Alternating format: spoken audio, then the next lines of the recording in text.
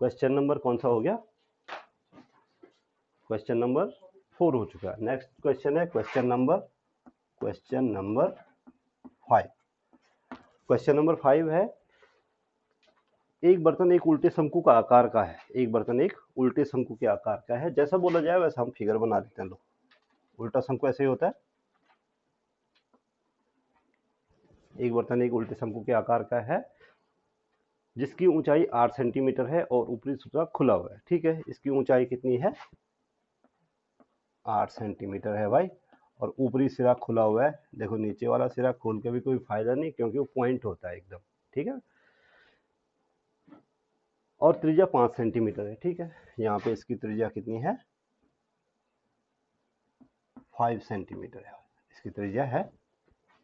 ठीक है, जैसा बोला गया हमने फिगर बना दिया। यह ऊपर तक पानी से भरा हुआ है। ठीक है, यह ऊपर तक पानी से भरा हुआ है। इसमें पूरा पानी भरा हुआ है भाई, यहाँ तक इसमें क्या भरा हुआ है?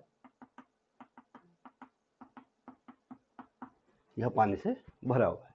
ठीक है, अब क्या है, जब इस बर्तन में शीशे की कुछ गोलियां डाली जाती हैं जिनमें से प्रत्येक की त्रिज्या 0.5 सेंटीमीटर है। कुछ गोलियां हैं, शीशे की गोलियां, इसकी त्रिज्या जो है कितनी है? 0.5 सेंटीमीटर, और वो गोलियां इस बर्तन में डालनी। अब आपने कौवे वाली कहानी सुनी हुई है? जो जो कंकड़ पड़ता जाता त्यों त्यों पानी बढ़ता जाता। ठीक है ना, तो ये कौवे वाला ही सवाल है बेसिकली। अब जैसे ही हम इसमें एक क्या डालेंगे तो इसके आयतन के बराबर पानी क्या आ जाएगा? बाहर आ जाएगा। क्यों आएगा? क्योंकि आर्किमिडीज का सिद्धांत पढ़ा होगा आप लोगों ने क्लास 9th में। आर्किमिडीज का नाम सुना हुआ है? आर्किमिडीज क्या बोलता है कि अगर कोई भी वस्तु अपने आयतन के बराबर द्रव विस्थापित करती है, यानी जितना उसका आयतन होगा उतना द्रव विस्थापित करेगी। अब ये गोली कितना द्रव विस्थापित करेगी, कितना पानी विस्थापित करेगी? जितना इस गोली का आयतन होगा। ठीक है ना, तो इसमें अब कुछ गोलियां डाली जाती हैं। अब 1 2 3 4 5 हमें मालूम नहीं कितनी गोलियां डाली गई। तो इस बर्तन का 1/4 पानी क्या निकल आता है? बाहर निकल आता है। डाली गई शीशे की गोलियों की संख्या ज्ञात करो। तो बर्तन का कितना पानी निकलता है बाहर? 1/4। 1/4 का मतलब है पहले इसका आयतन निकालें, उसका 1/4 निकालें, उतना पानी बाहर निकला। ठीक है, अब एक शीशे की गोली अपने आयतन के बराबर पानी को क्या करेगी? विस्थापित करेगी। तो कितनी शीशे की गोलियां डाली गई? तो हम जितना पानी विस्थापित हुआ उसमें एक शीशे की गोली के आयतन का क्या दे देंगे? भाग दे देंगे। तो गोलियों की क्या आ जाएगी? संख्या आ जाएगी। आ गई? आर्किमिडीज भी काम आया, और साथ में दूसरा कौन काम आया? कौवा। ठीक है, देखो चित्रानुसार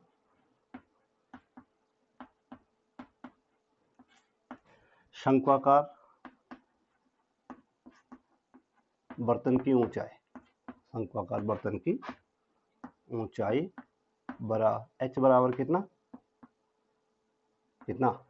8 सेंटीमीटर, और त्रिज्या r बराबर कितना? 5 सेंटीमीटर, और शीशे की गोली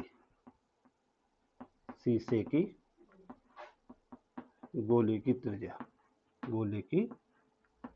त्रिज्या कैपिटल R मान लो इसको, 0.5 सेंटीमीटर।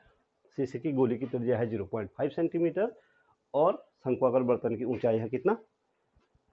अब देखो थोड़ा सा जो क्वेश्चन में दिया हुआ है उसको ध्यान से सुनो, ध्यान से पढ़ो। प्रश्नानुसार शीशे की कुछ गोलियां डालने पर, शीशे की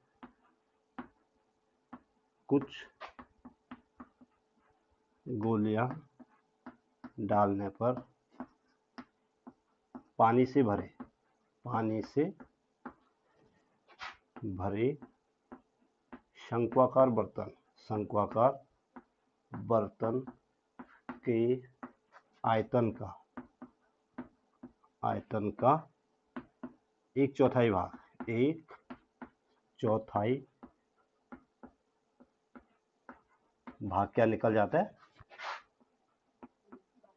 बाहर निकल आता है, या बाहर निकल जाता है। शंक्वाकार बर्तन के आयतन का 1/4 बार बाहर निकल आता है। अब आप जानते हैं चूंकि आर्किमिडीज के सिद्धांत बोलता है, चूंकि आपको लिखने की वैसे ये, अगर आप जब आप एग्जाम में सॉल्व करो आपके लिए ये ऑप्शनल है, आप लिख भी सकते हैं नहीं भी लिख सकते, ठीक है। आर्किमिडीज के सिद्धांत से, आर्किमिडीज का सिद्धांत बोलता है, ये एस्ट्रिक्स है इस पे लगा रखा हूँ, ठीक है ना। आर्किमिडीज के सिद्धांत से प्रत्येक वस्तु अपने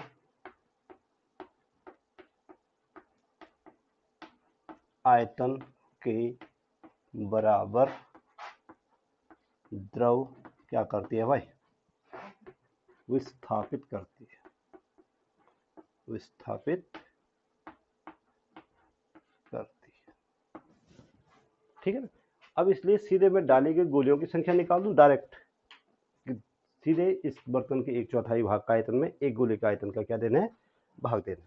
इसलिए बर्तन में डाली गई गोलियों की संख्या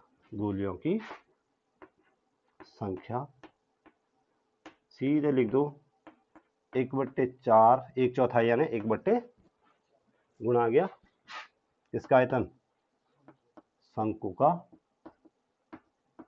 आयतन, और इसके बट्टे में भाग दे देंगे एक गोले का आयतन का। आसान है, बात समझ में आ रही है। तो बराबर हो जाएगा 1/4, शंकु का आयतन कितना होता है 1/3 पाई r² h बट्टे गोले का आयतन कितना होता है, गोले का आयतन भी वही होगा और गोली का आयतन भी वही होगा। ऐसा नहीं कि गोला बड़ा होता है उसका आयतन कुछ और होगा, गोली छोटी होती है उसका आयतन ऐसा नहीं होगा है? तो गोले का आयतन कितना होता है 4/3 पाई r, कौन सा लेंगे, यहीं पे ध्यान देना, ठीक है। तो देखो पाई तो गए बे काम से, पाई तो ऊपर बचा 1/4 3 जा 12, r² का मान, r का मान कितना है भाई, बर्तन की त्रिज्या 5 गुणा गया 5, और h का मान कितना है 8, और बट्टे में आएगा 4/3 r³ r का मान कितना है 0.5 का क्यूब है तो 0.5 इंटू 0.क्यूब का मतलब 3 टाइम्स मल्टीप्लाई, स्क्वायर का मतलब 2 टाइम मल्टीप्लाई करना है। तो ये बराबर हो गया भाई फाइनली 5 5 जा 25 8 जा 200/12, 200 ठीक है ना। ये 3 ऊपर आ जाएगा, 3 क्या आ जाएगा इंटू 3/4 इंटू 0.5 कहाँ गया यहाँ से 0.62 नहीं 125 आना चाहिए, 5 5 जा 25 5 जा 125, क्यों। अब देख लो बाकी ये 3 4 जा ये 4 टाइम, 4 से 50 टाइम्स, ये 50/4 इंटू 125 कितना हुआ 0.500, क्यों, ठीक है ना। इसका दशमलव हटाने के लिए आप चाहो तो ऊपर नीचे 10 से मल्टीप्लाई कर दो, सिर्फ किससे 10 से, क्योंकि ये 0 0 लगाने का कोई मतलब नहीं है। तो ये हो गया 500 और बटे 5, यानी कि कितनी गोलियां डाली गई 100 गोलियां डाली गई। ये तुम्हारा आंसर हो गया, कितनी गोली डाली 100 गोलियां। ठीक है।